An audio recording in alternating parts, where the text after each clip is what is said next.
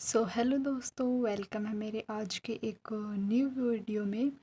तो उम्मीद करती हूँ आप सब एकदम मस्त होंगे और अपनी पढ़ाई को ज़बरदस्त तरीके से कर रहे होंगे।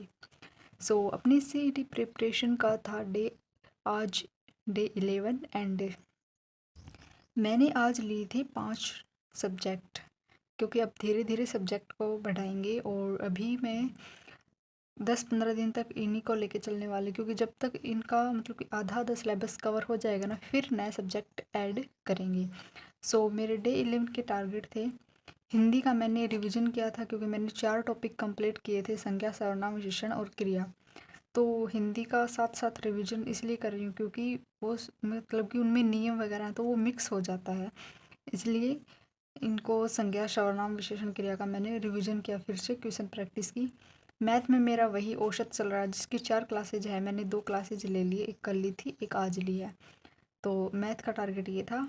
और इंग्लिश में बेसिक इंग्लिश से स्टार्ट किया है, क्योंकि मेरी इंग्लिश बहुत वीक है, तो जीरो से स्टार्ट करना पड़ेगा मुझे, तभी जाके मुझे आगे के टेंस वगैरह समझ में आएंगे। तो अभी बेसिक इंग्लिश की क्लासेज लेनी पड़ेंगी मुझे 3-4 दिन।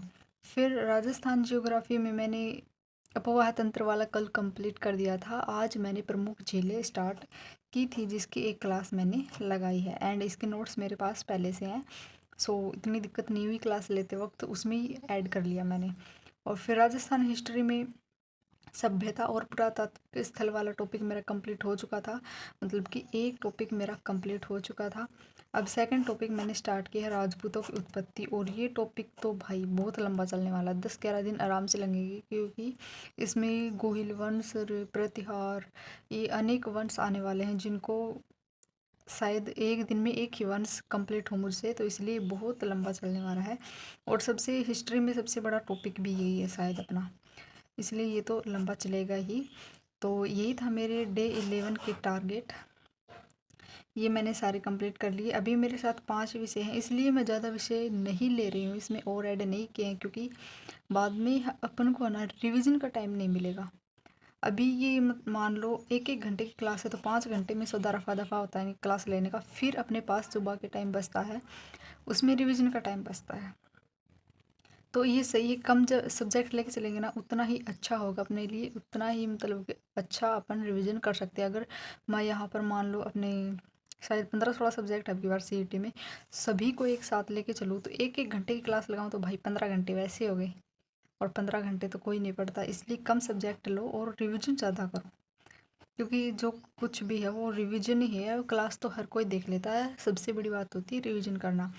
तो जब इनका मतलब इनमें से कोई भी मेन सब्जेक्ट का आधा सब्जेक्ट सिलेबस कवर हो जाएगा, तो उसके बाद अपन नया सब्जेक्ट ऐड कर लेंगे, और ऐसे ही धीरे धीरे अपने सारे सब्जेक्ट्स कवर हो जाएंगे इससे।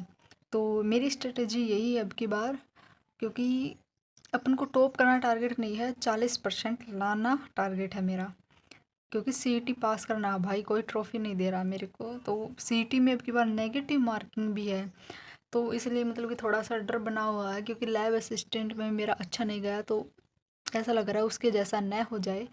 तो मैं सोच रही हूँ कि पहले कम सब्जेक्ट लूँ। उस टाइम मैंने क्या किया, सभी सब्जेक्ट को साथ ले लिया, तो मतलब ये भी मेरी गलती थी, क्योंकि कोई होते हैं, मतलब कि कई लोग होते हैं जो सारे सब्जेक्ट को साथ लेकर चल सकते हैं, पर भाई मेरा इतना दिमाग नहीं चलता कि मैं सभी सब्जेक्ट को साथ लूँ, इसीलिए मैं थोड़े थोड़े सब्जेक्ट साथ लूँगी, और धीरे धीरे अपने सब्जेक्ट को ऐड करती रहूँगी। जो मतलब कि कम क्वेश्चन आते हैं जिन सब्जेक्ट्स के, जैसे मतलब कि भारत का भूगोल वगैरह है, तो इनसे कम क्वेश्चन आएंगे, तो इनको लास्ट में करने वाली हूँ मैं। पहले जो अपने मेन सब्जेक्ट्स हैं उनको कंप्लीट करते हैं, जिनसे ज़्यादा क्वेश्चन बनने वाले हैं।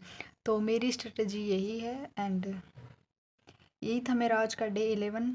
आपकी स्टडी कैसी चल रही है, एंड आपने कितने टॉपिक्स कवर कर लिए हैं, आप कमेंट में बता सकते हैं। और अगर आप भी सीईटी की तैयारी कर रहे हैं तो आप मुझे सब्सक्राइब कर सकते हैं। Thank you watching for this video.